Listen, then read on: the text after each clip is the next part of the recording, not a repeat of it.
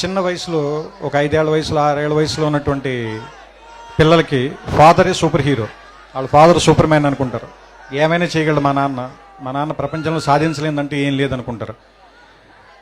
వాడు స్కూల్కి వెళ్ళి వాడికి ఒక 10 ఏళ్ళు అంత వచ్చిన తర్వాత ఇంకా వేరే వాళ్ళు ఇంకా డబ్బున్న వాళ్ళ ఫాదర్లని లేదా ఇంకా బాగా పెద్ద పెద్ద కార్లు ఉన్న వాళ్ళని వీళ్ళని చూసిన తర్వాత మా నాన్న అంత గొప్పడు కాదేమోలే, మా నాన్నకంటే గొప్పలు కూడా ఇంకా చాలామంది ఉన్నారేమో అనిపిస్తుంది.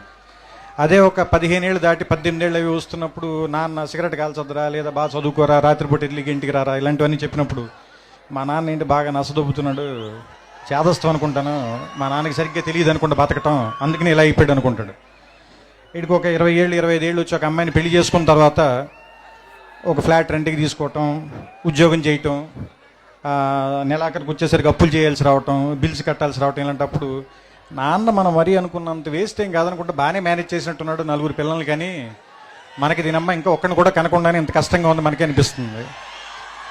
ఆ తర్వాత ఒక 35-40 దాటిన తర్వాత పిల్లలు కొంచెం పెద్దవాళ్ళు అవుతుంటే స్కూల్ ఫీజులు, రికమెండేషన్లు, ఆ తర్వాత వాళ్ళకి ఏదైనా ఒంట్లో బాగున్నప్పుడు రాత్రిపూట హాస్పిటల్కి పరిగెత్తటాలు, ఏదైనా ఒక కష్టం వస్తే డబ్బుల కోసం ఎత్తుక్కోవటాలు, ఇలాంటప్పుడు నాన్న గుర్తుంచి కళ్ళల్లో నీళ్ళు వస్తాయి. ఈ బాబు ఇన్ని కష్టాలు పడి మన అందరినీ పెంచి ఇక్కడ దాకా తీసుకొచ్చాడని. కానీ మనం అది చెప్పేసరికి చాలామంది నాన్నలు 2 రోజు చచ్చిపోతారు.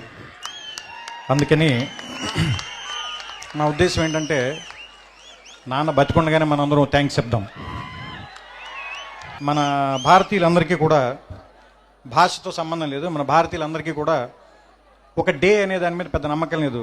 ప్రేమని ఫిబ్రవరి 14 రోజులు మాత్రమే ప్రేమించి ఆ తర్వాత ఆడపిల్లని చంపేద్దాం, వాళ్ళ మీద యాసిడ్ పోసేద్దాం, అలా కాకుండా జీవితాంతం ఆడపిల్లలను ప్రేమిద్దాం, తప్పేం లేదు. అలాగే అమ్మను కూడా సంవత్సరంలో ఒక రోజు ప్రేమించి మిగతా అన్ని రోజులు కంచాలు విసిరేసి తిట్టటాలు అవి కాకుండా అమ్మని జీవితాంతం ప్రేమిద్దాం. అలాగే నాన్నను కూడా ప్రపంచంలో సంవత్సరంలో 365 రోజులు ఒక రోజు కాకుండా 365 రోజులు గుర్తించుకున్నాం. అంటే నా ఉద్దేశం it's an vote to father. ఎందుకంటే ఫాదర్స్ సరిగ్గా గుర్తింపు లేకుండా మిగిలిపోయిన ఒక పాత్ర అనిపిస్తుంది నాకు, కావ్యాల్లో కానీ నాటకాల్లో కానీ సినిమాల్లో కానీ. అంటే అమ్మని డ్రమటైజ్ చేసినంతగా మనం ఫాదర్ని ప్రపంచం ముందుకు ఎక్కువ చూపించలేకపోయామా అని అనిపిస్తుంది. కానీ ఫాదర్ నుంచే కదా మనం వారసత్వం కూడా తీసుకుంటాం. ఫాదర్ ఇచ్చే డబ్బులు కాదు, ఫాదర్ ఇచ్చే పేరుని తీసుకుని ముందుకెళ్తాం. ఫలానా వాళ్ళ అబ్బాయి ఇతను, ఫలానా వాళ్ళ మనవడు ఇతను, లేదా ఫలానా ఫ్యామిలీ నుంచి వచ్చాడు ఇతను. సో అంటే ఫాదర్ దగ్గర నుంచి మనం ఇన్ని తీసుకున్నప్పుడు, ఫాదర్ దగ్గర నుంచి మనం సంస్కారం తీసుకున్నప్పుడు ఫాదర్కి తిరిగి మనం ఏమి ఇవ్వగలం? కృతజ్ఞత.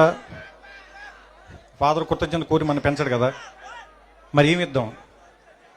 ఒక జ్ఞాపకంగా గుర్తుపెట్టుకుందాం, మర్చిపోవద్దు. మనం అతనికి చెప్పాల్సిన అవసరం కూడా లేదు. ఎందుకంటే ఫాదర్ మనం తిరిగి థ్యాంక్స్ చెప్పాలని కోరుకోడు.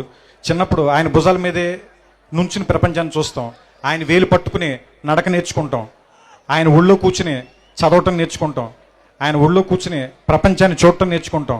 ఆయనతో పాటే ఆయన స్కూటర్ డ్రైవ్ చేస్తుంటే ఆయన ముందు నుంచుంటాం, ప్రపంచం మొత్తం మనమే గెలుస్తున్నాం అనుకుంటాం. ఆయన వెళ్ళిపోయిన తర్వాత ఒంటరిగా ఉన్నామని ఎప్పుడు అనుకోవద్దు. మన వెనకాల కనపడిన ఒక నీడలాగా నాన్న ఎప్పుడు మనతోనే ఉంటాడు. ఇది చెప్పడం ఈ సినిమాలో నా ఉద్దేశం.